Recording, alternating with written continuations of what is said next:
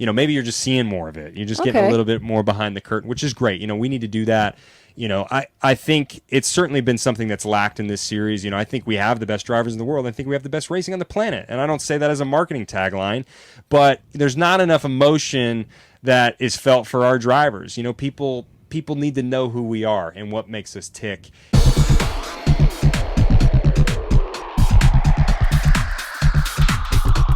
Josef Newgarden, we've had you in some small closets before. This is, again, another small closet. Regardless, it means you won the damn race. Have they teched your car yet? Because after that pit stop, Broham, it was like a nitro fuel was put in your car. I've never seen anything like that. How did you do that from, 7 spots up and then bam, no problem, working it to the front? Yeah, it was a lot of fun. It was a bit processional the first start of the race, right? Yep. Like the first 150 laps. I was blown away. Everybody went to fuel safe. They were like, we're going to 3-stop this race. So everyone was hitting a huge fuel number. No one wanted to go anywhere. And so when that yellow came out, I think it was 150, 155, whenever it was, we flipped. We go, we're not going to save fuel. Most of them stayed out, and we're gonna get rid of the fuel saving, get new tires, and then see what we can do. And we turned the car up, and it was a rocket ship. I mean, I felt like it was all night, but I was handicapped by just having to save the fuel. So they were holding me back, and then when they finally let me go, I was like, okay, the car is excellent. So that's what you saw. It was just a great race car underneath me. So were you the only one that pulled it out of fuel safe and said, screw this? We've got a race to win due to weather and so forth? It was Scotty, too. Scotty Mack, my teammate. He did it as well. He was maybe a little more methodical in the way he came, which in hindsight, maybe I could have been more methodical, but I wanted to go. I didn't know how well people were going to get through these cars that were in front of us. So I thought, the faster the better. But Scott did the same thing. I thought he had a really tremendous race. I also thought the race was slipping away from us there. That final pit stop.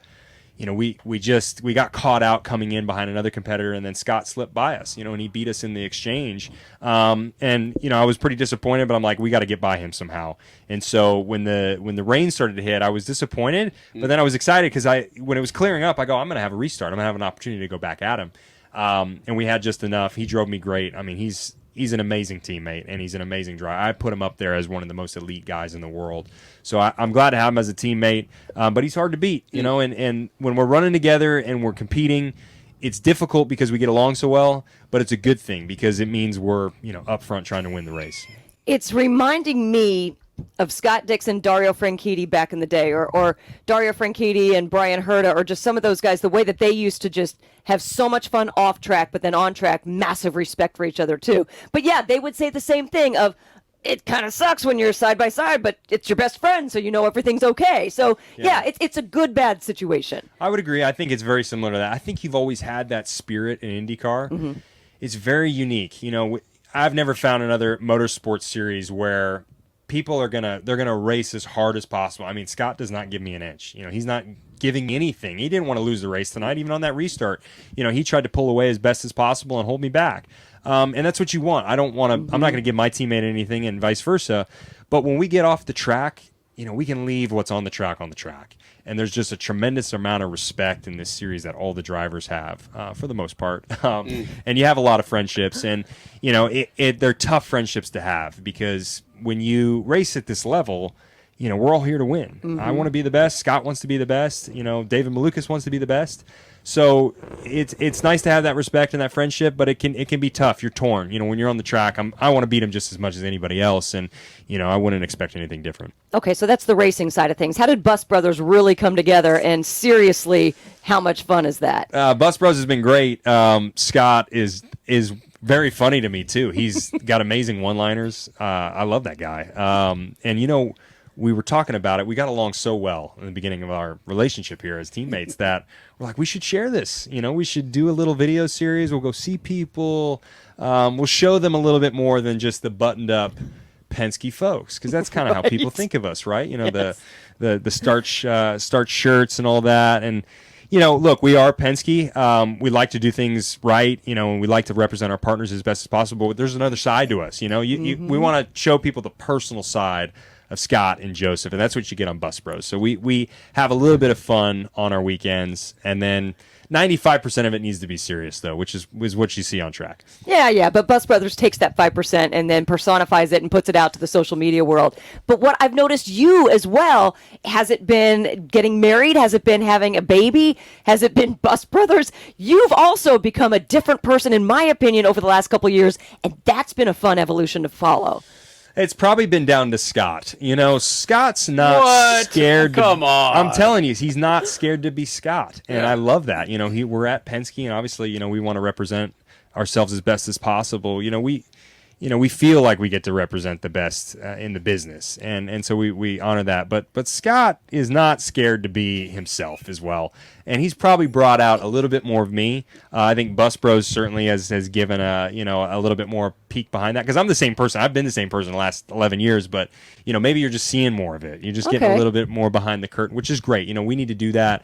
I think it's certainly been something that's lacked in this series. I think we have the best drivers in the world. I think we have the best racing on the planet. And I don't say that as a marketing tagline, but there's not enough emotion that is felt for our drivers. People need to know who we are and what makes us tick. And when you get that, and you just get to see a little bit behind the scenes on who people are, they start to feel something for you, and then it just makes the racing more exciting to watch. So, yeah, we want to tap into that. If we can get more, we're going to be pushing for it. But there's a lot of great people here in this group. Would you like a beer? I'm okay. I'm all right now. Thank you, though. Okay. Yeah. Listen, you're really trying to get his Bus Brothers you just want to get me drunk. That's what you want to do. Yeah, I really want to get you loaded. Hey, Dad, what are you going to buy at the store today? I'm out of Lucas Oil fuel treatment, so let's jump in here and grab us some. Well, do they have the Lucas Oil parts cleaner and degreaser? I bet they do. Well, how about the Lucas Oil power steering fluid? They'll have that too. Even the octane booster? I won't be surprised if they do. My favorite red and tacky grease? Yes, they will, babe. Dad, when we're done, can we grab some candy? Deal, but you gotta share. Awesome! Lucas works. I've got a great video of your wife when you won, and I've never asked this of a driver. Oh no, I don't know what this is. I don't know what's get coming. ready there, bus boy. When a driver goes into victory lane, I see them high-fiving their crew chief and team owners and so forth. Be honest, where does the wife register? Because there's sometimes when I'll see the wife come up to the driver and kiss him on the face, and the driver just turns. When I'm going, bro, that's your wife, and you got to spend some time with her, man. Yeah. Where does your wife rank on there? Do you feel like when she comes up, you got to spend more time with her? Like, no, baby, I got to turn around to my boys? Or no, what? Ash is number one for me, of course. But Ashley's amazing in that she knows exactly how this works. This is about the crew in that moment. It's more than me. We're lucky. I'm the driver. I get the most attention. Hey, great job. You drove great. I get to have a whole celebration, but it's so much more than just me. It's all the people that have put the effort together for the weekend. And it's not just the people you see over the wall. It's the people back at the shop. It's everybody.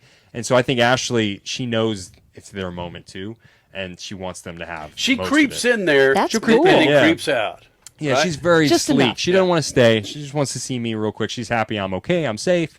That's her biggest concern half the time. But when she's done, she's like, "Look, you let everybody enjoy, because it's their night. It's their moment. To celebrate as a team."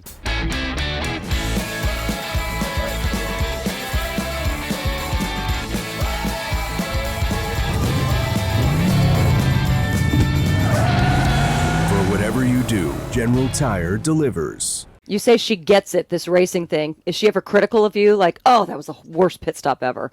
She's the same as me. She's a very competitive person. I am one of the most. I think I am. I think I'm one of the most competitive people in the world. At least it's in my DNA. Like, my core ethos is competition. If I wasn't racing cars, I'd have to be doing something else that was competitive. And my wife is the same way. She's incredibly competitive. And so we compete at everything. It doesn't matter what it is. If she's never played chess and we start to play chess, so she wants to make sure she wins. We could be a running competition. She wants to run faster than me. I'm like, babe, I'm faster than you. And you poor kid. My kid is going to be way too competitive. We're stubborn. We're very opinionated when we feel confident about something, and we're competitive people. So I don't know. It's going to be a dangerous recipe for my little man. I know you did Ninja Warriors once, right? I need Once, you yeah. and Ashley together against each other on that show. She would be all about it. She would train. She'd be like, "I'm going to beat you. I'm going to be the best." During the rain delay, there was a little. You got heated with your crew, Broham. Not with the crew. I was just frustrated that we got beat on the undercut. You know, like it was kind of our race to manage. Like we were out front, we should have just had a clean pit stop, and Scott came out in front of us. And then when I saw the rain, I'm like, man, did we throw this one away? But no, we regrouped. We were on a tent together. Like, no, we were all good. You want to come to blows or anything? No, I'll tell you what, I don't want to go to blows with my team. I never feel that way. I never feel that way. If anything, I'm human. I'm competitive. I get frustrated, but it's never at my team. You know, even when we make a mistake, if I make, it's the on the flip too. Like when I make a mistake, if I put the car on the wall, they don't come down on me. You know, and if we were to make a mistake, nice. which I don't think we made a mistake tonight, but even in the moments when we do, Yeah. I'm not going to come down on my team because it goes both ways. We need each other. And so, no, there's never, believe me, there's never animosity. And I'm not just saying that to make it sound rosy. Right. We are together on our team. 100%. Everybody gets the game. Yeah. Josef Newgarden, your winner from WWT Raceway, 3 points behind your teammate, freaking willpower, Broham. Yeah. Portland and Laguna Seca are going to be nuts. It's going to be hard. You know, Will's a legend, Yep. obviously. You know, he had a big weekend. You know, getting 67, matching Mario on 67 poles is huge. You know, he's going to go down as one of the best ever. And so he'll be difficult to beat. I want to beat him. You know, I want to be the best. He wants to be the best. Scott wants to be the best. But I think when we look at it, we have 3 good shots. You know, obviously Will and me are the closest, and we're in the best position in the championship, but Scott's there too. We've just got to make sure one of the cars, you know, at Team Penske gets the championship done. I want it to be me, but, you know, if it's not me, it has to be one of us. That's the priority. Boom. 5 wins on the season. Here we go. Yeah. Here we go. Let's get 6 or 7, right? That's right. Yeah. Let's do it. Joseph, thanks for doing this, bud. Thank you, guys. Thank you. The weekend you've been waiting for is back. Are you ready to feel the ground shake? Are you ready for the sound of thunder? Are you ready for an adrenaline-pumping 3-second thrill ride? The NHRA Camping World Drag Racing Series returns to Worldwide Technology Raceway, September 30th through October 2nd. See legendary superstars John Force, Ron Capps, Tim Wilkerson, Rob Hyde, and Anton Brown battle it out in the countdown for the championship. The NHRA Midwest Nationals. Brought to you in part by the Illinois Office of Tourism and Illinois South Tourism. Go to WWTRaceway.com to get your tickets now.